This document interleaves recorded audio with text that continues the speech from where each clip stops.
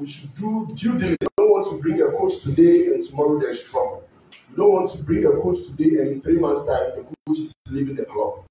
So currently, we are effectively collaborating with the board and the management to ensure that it is not only about the first team coach, but the technical team is built up. Yeah. So for the supporters who are demanding for the first team coach, we the NCC are not even looking at it as just the head coach. We are looking at it from this perspective that the entire technical team should be built up. So we are appealing to the supporters that they should give us a bit of time. We are just appealing to them very humbly that we understand how the supporters feel. We understand that it is not easy to be a Heart of Oak supporter at this moment when you are lying on 17th on the league log and it is not going well. We've lost our last 3 matches, or we've not won in our last 4 matches. We really feel for the supporters, and that is why we are working hard to put smiles back on the supporters. But at this moment, we will call on the supporters to remain calm, give us a bit of time. In fact, this week, as we speak, between now till Friday, there is going to be another meeting. There is going to be another stakeholders meeting to discuss the way forward, and we are assuring them that whatever they are telling us in terms of coaching, some of them are suggesting Coach A, some of them are suggesting Coach B. If I have the power, I would have shown you a letter from the NCC that we've named all the coaches that you, the supporters, are demanding. We didn't leave any coach out. So for those demanding Coach A, Coach B, Coach C, it is not the duty of the NCC to appoint coaches for the club. That is the honest truth. But we have a role to play, especially at this time, and looking at the situation confronting the club. And that is why we are listening to you, the supporters, and we are carrying your message through to the board. So please be rest assured that the names that you've been mentioning, we're putting it on paper, in fact, long before the KOTOKO match.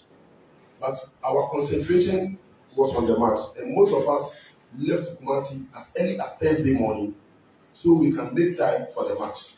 Now that we are back to Accra, like I said earlier, there is a meeting.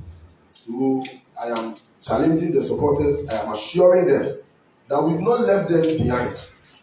We are really going to talk to our board. We are going to explain. This is not the time for us to argue. This is not the time for us to fight. When we came in here, I saw 2 supporters fighting. No, this is not the time for us to fight.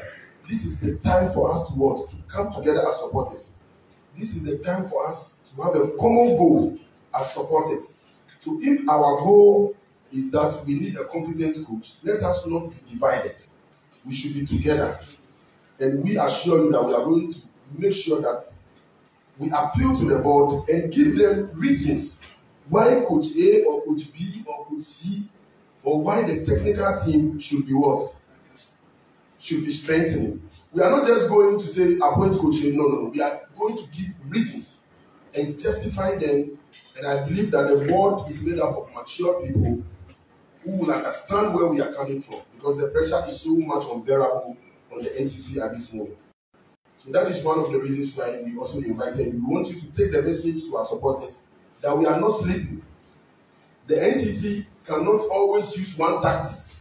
And for many people who are saying we should do demonstration, we are appealing to them that the NCC cannot always resort to one tactic in getting our demands met. So we are appealing to them. At this moment, the board has been interacting, has been communicating with us. So kindly allow us that, so we use that to mutually get you what you want. That is the few things I can say about coaching. Then lastly, before I leave the floor for my other colleagues, if in case I've missed something for them to come, we have observed, especially on social media, that a lot of our supporters are publicly insulting the board chairman. Some of them are putting pictures of the board chairman on social media.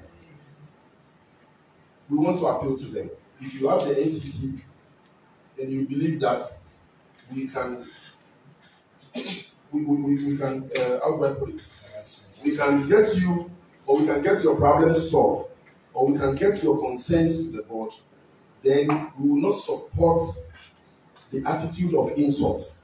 So please, it is a caution to the supporters that in the 21st century, we cannot use insults to solve our problems. We can dialogue, we can judge all, and we can interact in order to solve our problems. If you insult people, they will not even come to the table to discuss anything with us. If you insult people, they will stay away from us. They will think we are an uncivilized group of people, and they will not come close to us. So the opportunity that we have at this moment, let us utilize the opportunity by discussing with the board and giving them reasons why they should listen to the fans. So we are pleading with the supporters, and we are cautioning those especially attacking leaders on Facebook and other social networks, WhatsApp and other, that they should resist from it. Your leaders are not violent, and we will not train you to be violent. If you want to talk or you want to criticize, no problem. Criticism is not a crime in this country. But please, it should be constructive. We shouldn't tag people with their pictures and insult them publicly, especially when they are our leaders. So we are appealing to the supporters to turn down and believe in the process that we are currently using to solve our problems. If the process we are using fails, we will come back to you and tell you what we want to do next. But until then, please allow us to discuss all your concerns with the board, and we will revert back to you. And I assure you again that if the process we are using at this moment is not yielding any fruit or any results, we would come back to you and look at other means to get our concerns addressed. Thank you very much. I'll leave the floor for Kobe and other members on the table to address the media, and we'll open the floor.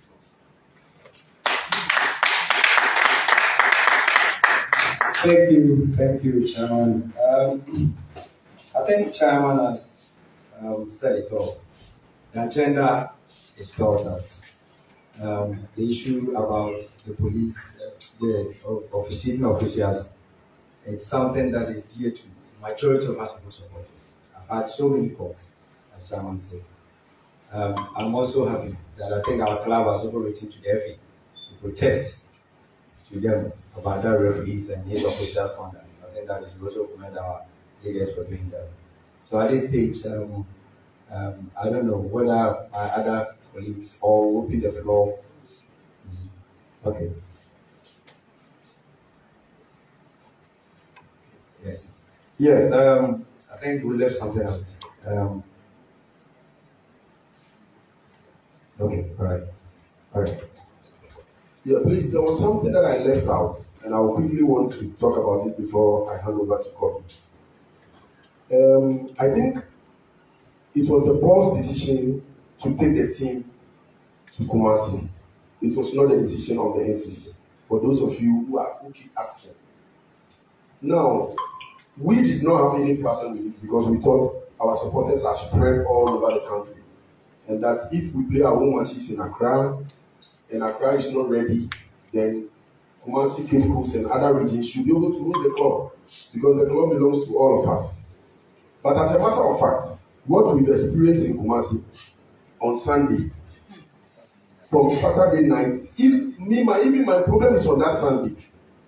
Because we have a meeting, or we will try to meet the board, we will reserve some of it.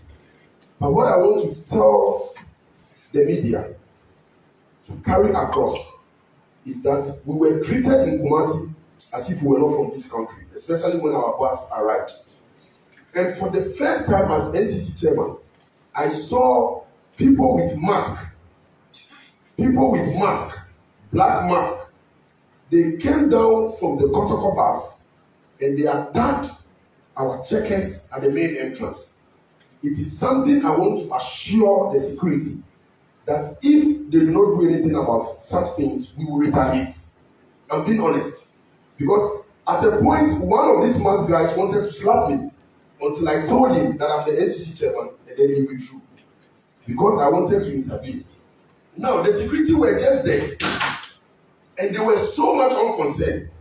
So one of the problems we have now in Accra is that it looks as if it is only Accra that the security performs their job when we are playing against KOTOKO and other things. Yes. But when we go to other regions, the security will not react when the team is more treated, when the team is more handled.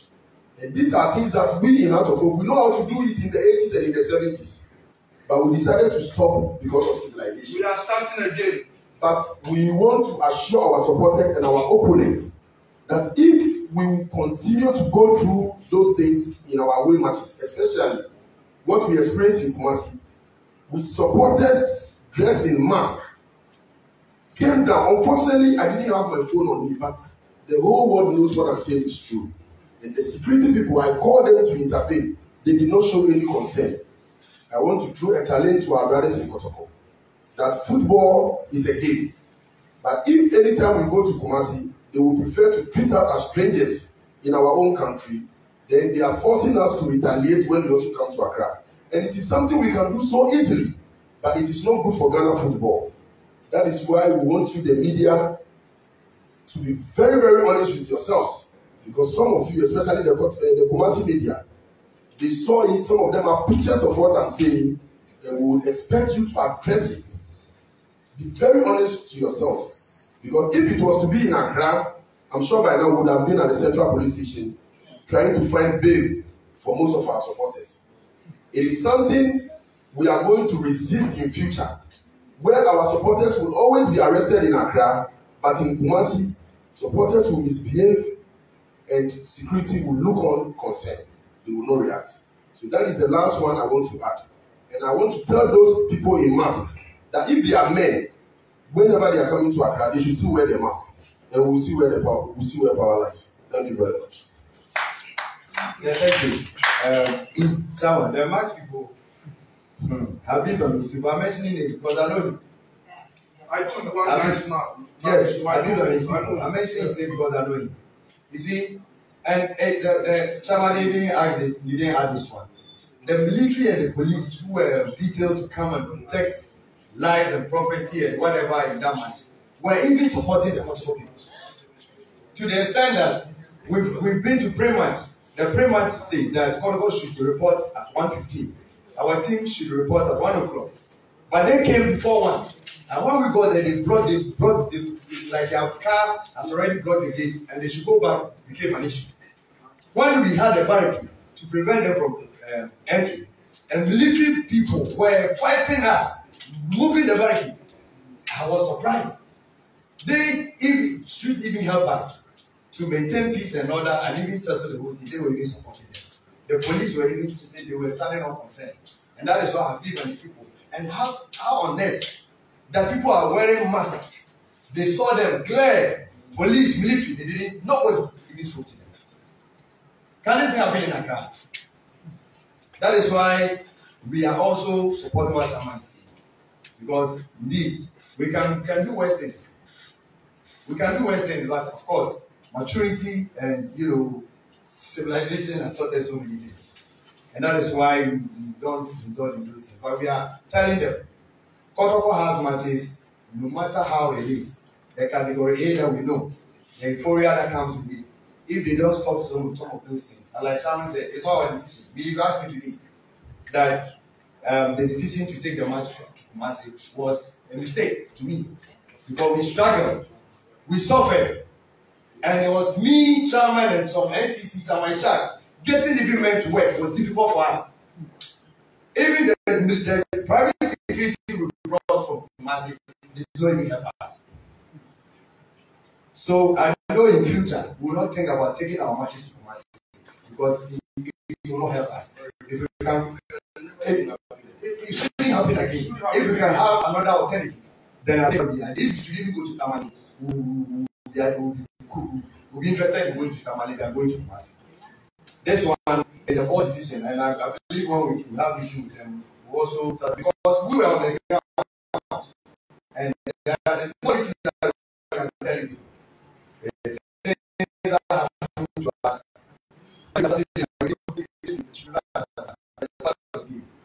so this is what we say. You want us it's because we went there. That's why they got that advantage. If we had played this match here, like I was telling people, we would have beaten them. Because, in recent times, we beat them every time.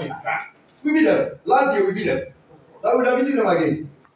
But it has happened. So, we'll learn from all this. issues, so that next time when we are taking decisions, we know how to go about it. Thank you. All right.